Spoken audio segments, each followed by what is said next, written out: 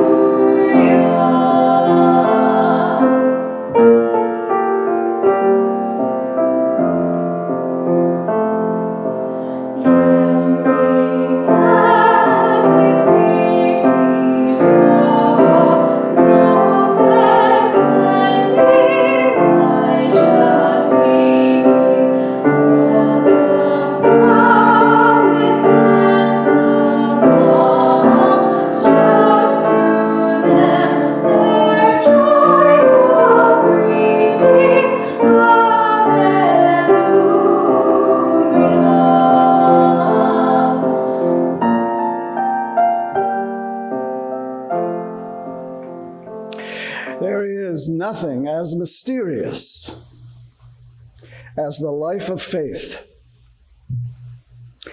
We ask, where do these moments of insight originate? How does that inner strength that you find through faith suddenly materialize? Who speaks? Who's really speaking when that inner voice is heard? Jesus said these experiences come to us by the Spirit like the wind, unpredictable, pathless, wild, and free. We call these touches of God's Spirit mountaintop experiences. Ever had one? Yeah, you have. You've had 1, 2, 3. You've had plenty of them, I'm sure. Those times when you feel God is right there with you. And it may not literally be on a mountaintop, but we call it a mountaintop because we feel like we're on a mountaintop in those times. It feels so good, so special to be present with God. In our text today that Michelle has just read, the disciples shared just such an experience. Theirs was literally on a mountaintop. But it was marvelous. It was life-changing. It was shrouded in mystery. What actually happened? But in all the mystery and marvel of that event, those disciples missed the message, missed the main point. And that main point is for them and for us as well. These mysterious mountaintop experiences are not intended for you alone. They're not intended to be private moments, to be held on to and treasured. Never leave the mystery on the mountain. Both parts of this story are fascinating, and we'll read the second part in a few minutes. But first, let's look at this first story. One day, as afternoon was darkening into evening, Jesus took 3 of his disciples, Peter, James, and John.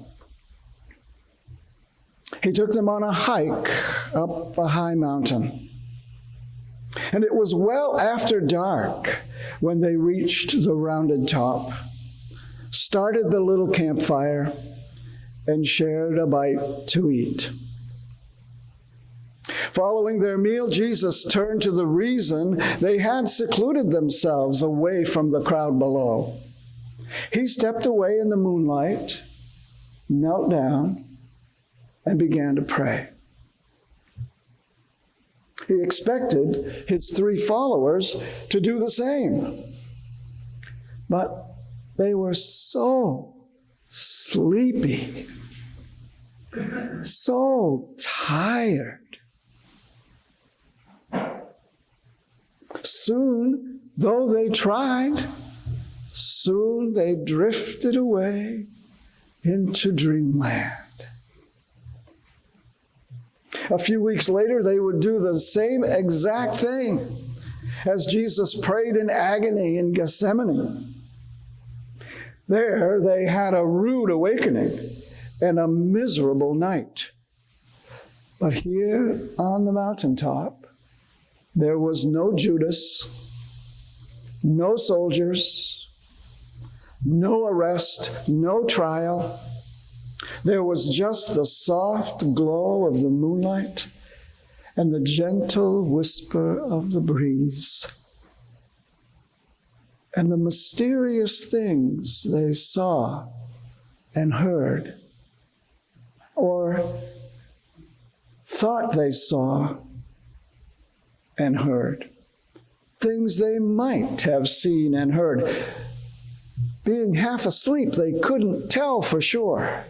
Was it real or was it a dream? As their eyes fluttered and their eyelids closed, they thought they saw Jesus shining brightly. Was something happening? Or was it the bright moonlight on his robe? Was it the glow of the fire reflecting on his face? Half asleep, they couldn't tell for sure.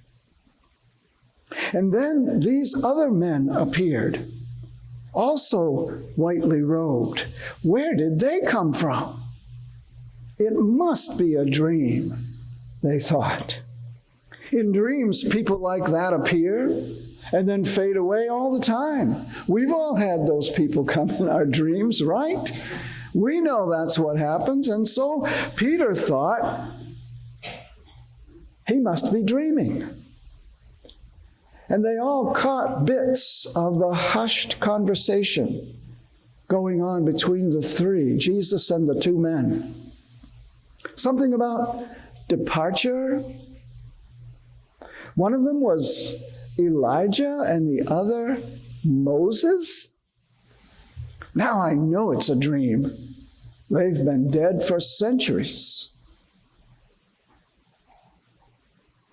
Sleep was a beautiful place to be for all three of these tired disciples.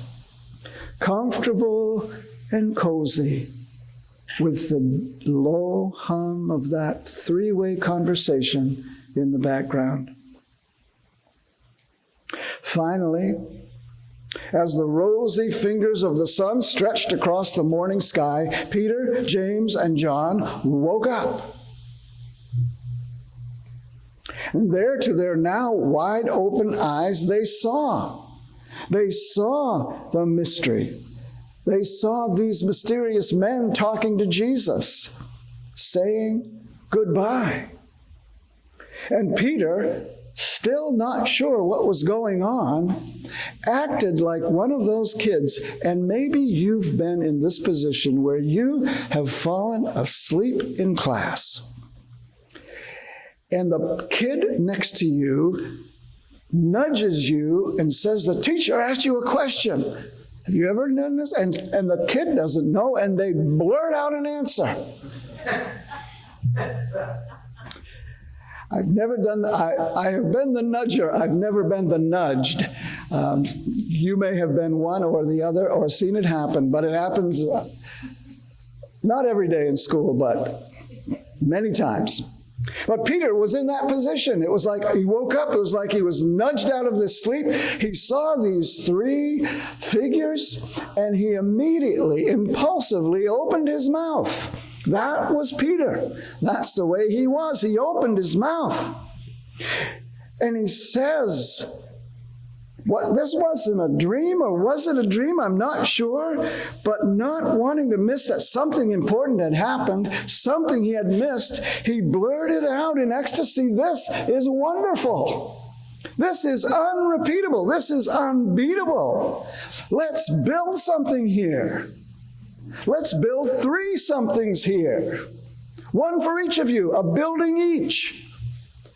And we can hear the echo of his thoughts as he kind of churned this out in his mind, his ever-creative mind. We'll bring the sticks and stones of this world down there, up here, and build these buildings. We'll mark this as a sacred place. We'll bill it as the spot of a wonderful, matchless experience. We'll revere this place as a place of wonder. Urge people to come here, gather here, celebrate here the presence of God. We'll make this mountaintop a destination point, a place where God lives, a place where mystery is celebrated. And as Peter was jabbering on about this wonderful place and these wonderful plans, a cloud formed in the otherwise clear morning sky. Not a dark cloud, but not really a light cloud either. And as Peter ran on in this creative ecstasy, the cloud started slowly to settle and to envelop them all in a deep coast of Maine fog. And from within the cloud, a voice like a clap of thunder spoke, "This is the Son of God. Listen." Well, that shut Peter up in a hurry. And with nothing left to say, they began to make their way down. Humbled and feeling totally shut down, the three men plodded with Jesus down the trail that led from the mountaintop back to the real world. They wondered while they walked in silence, what just happened on that mountain? Was it a dream? Was it real? And why was that voice so harsh and loud in that cloud? None of the three could put the pieces of this puzzle together, and so decided not to tell anyone about it for a long time. Better, they concluded, to leave that mystery right where it belongs, on the mountaintop.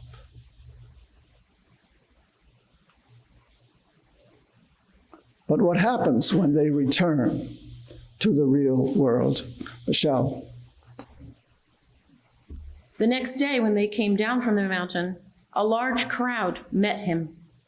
A man in the crowd called out, "Teacher, I beg you to look at my son, for he is my only child. A spirit seizes him and he suddenly screams. It throws him into convulsions so that he foams at the mouth. It scarcely ever leaves him and is destroying him. I begged your disciples to drive it out, but they could not." "You unbelieving and perverse generation," Jesus replied, "how long shall I stay with you and put up with you? Bring your son here." Even while the boy was coming, the demon threw him to the ground in a convulsion. But Jesus rebuked the impure spirit, healed the boy, and gave him back to his father. And they were all amazed at the greatness of God.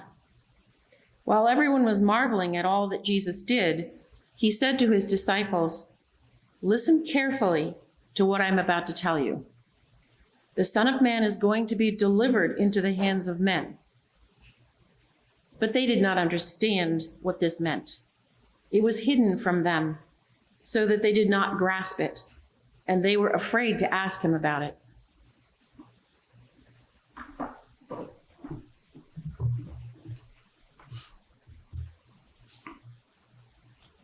For Peter, James, and John, the re-entry into the real world was as harsh as the previous night had been cozy.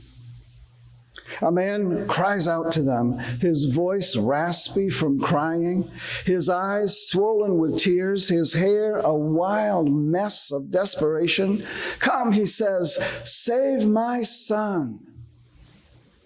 The boy, as they saw him, hardly looked human. Blood and scars on his face from throwing himself to the ground, his eyes wild and constantly moving, heart-piercing screams pouring out of lips dripping white foam. "He's like this all the time," his father said. "He's destroying himself." Yes, we know the agony of this father, for we too live in the real world. We have different names for the symptoms of disease and mental illness, but whatever we call them, we know desperation. We know personal breakdown. We know family and relational dissolution. We know self-destructive lifestyles and behaviors. We know the gifts of the real world: sadness, madness, and grief. wrapped in hopelessness. And so the Father desperately asked, but no one could help. Even the three who were just steps away from this experience on the mountaintop had nothing to offer. Jesus looks at them and asks, "How long? How long before you get it? How long before you act?"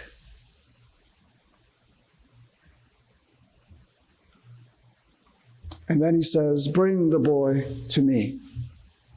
And when the boy is brought to Jesus, he gives the perfect example of how mountaintop experiences, theirs and yours, are to touch real life. He shows us all how heaven touches the earth. He first rebukes the evil.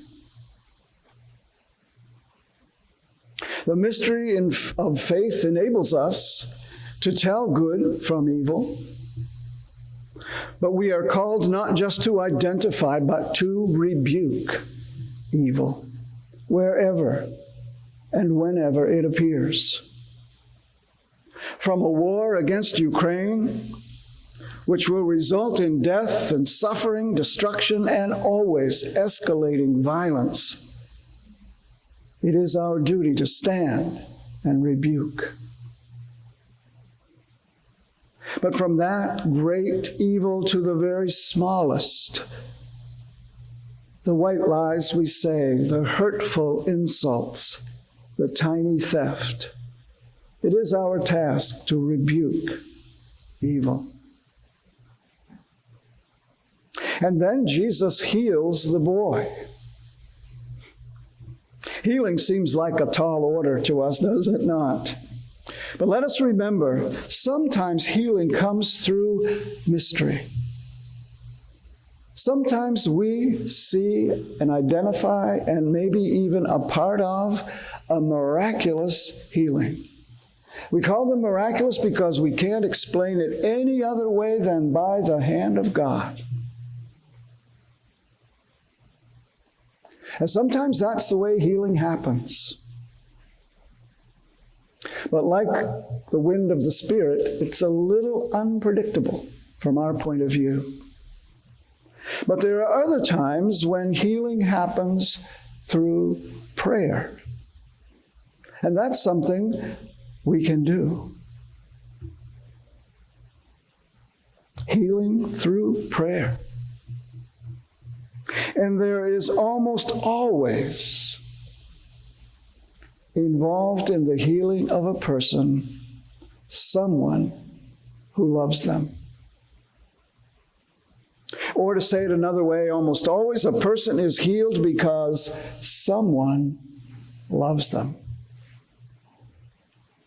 And we are called to do that as well. The sick and the sorrowing can pray. We can love.